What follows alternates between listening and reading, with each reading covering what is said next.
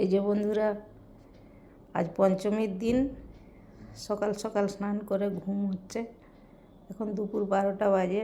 12টা কি 12:30 বেজে গেছে, এখনও খাওয়া হয়নি। স্নান করে ঘুম হচ্ছে। হ্যাঁ, খুব আরামের শরীর। দাদা এসছে, দাদারও সেই একই অবস্থা।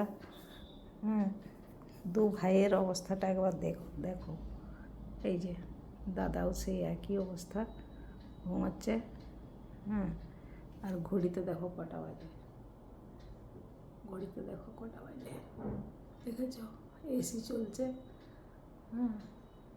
আর এই যে দাদা ঘুমাচ্ছে, ভাইও ঘুমাচ্ছে।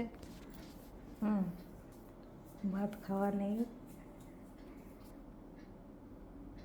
তোমরা পঞ্চমীর দিনে এইভাবে ঘুমোতে পারবে?